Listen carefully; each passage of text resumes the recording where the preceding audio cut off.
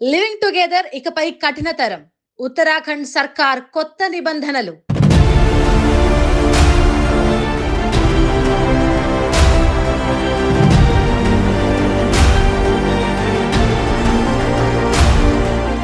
Live-in సంబంధాల నమోదు కోసం పరిపాలనా వెబ్సైట్ ను ప్రారంభిస్తారు. వివరాలను వెబ్సైట్ లో ఉంచిన తర్వాత అవి జిల్లా రిజిస్ట్రార్ ద్వారా ధృవీకరిస్తారు. సంబంధం చెల్లుబాటుకు విచారణ నిర్వహించి ఆమోదం తెలుపుతారు.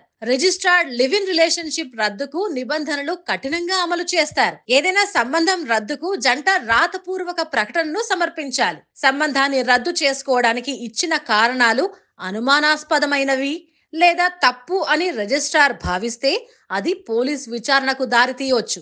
లివ్ ఇన్ రిలేషన్షిప్ నుండి పుట్టిన పిల్లలు చట్టపరమైన గుర్తింపు పొందుతారు అని కూడా కోర్టు చెబుతోంది.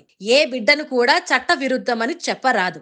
రిటైర్డ్ సుప్రీంకోర్టు న్యాయమూర్తి నేతృత్వంలోని ప్రభుత్వం నియమించిన ప్యానెల్ 749 పేజీల ముసాయిదా పత్రాన్ని సమర్పించిన తర్వాత ఉత్తరాఖండ్ లోని యూసీసీ వచ్చింది. కోడ్లోని ఇతర ప్రతిపాదనలో బహుభార్యత్వం, బాల్య వివాహాలపై పూర్తి నిషేధం అమలవుతుంది. అన్ని మతాలలోని బాలికలకు వివాహ వయసును ప్రమాణీకరిస్తారు. విడాకుల కోసం ఒకే విధానం అమల్లో ఉంటుంది. ఉత్తరాఖండ్ యూసీసీ కూడా హలాలా మరియు ఇద్దత్ వంటి పద్ధతులను నిషేధించాలని కోరింది. ఇవి విడాకులు లేదా భర్త మరణం తర్వాత స్త్రీ తప్పనిసరిగా పాటించాల్సిన ఇస్లామిక్ పద్ధతులు.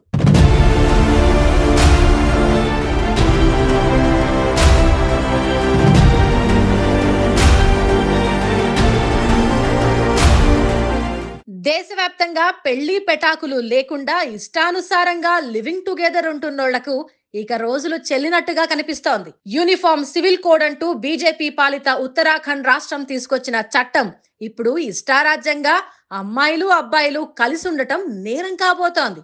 ఎలాంటి రిజిస్ట్రేషన్లు లేకుండా ఎవరికి వారు నచ్చినట్టుగా ఉంటామంటే చూస్తూ ఊరుకోమంటూ ఆ రాష్ట్ర ప్రభుత్వం కఠిన చట్టాన్ని అసెంబ్లీలో ప్రవేశపెట్టింది.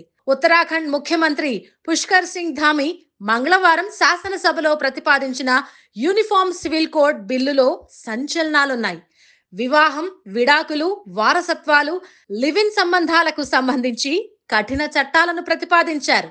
నిపుణుల ప్యానెల్ ఆమోదించిన బిల్లును అసెంబ్లీలో ప్రతిపాదించారు. కలిసి జీవించేవారు తమ సంబంధాలను నమోదు చేసుకోవడంలో విఫలమైతే గరిష్టంగా 6 నెలల జైలు శిక్ష, 25,000 రూపాయల జరిమానా విధిస్తారు. లివ్ ఇన్ రిలేషన్షిప్ రిజిస్టర్ చేసుకోవడంలో 1 నెల ఆలస్యమైనా సరే 3 నెలల జైలు శిక్ష అనుభవించాల్సిందే.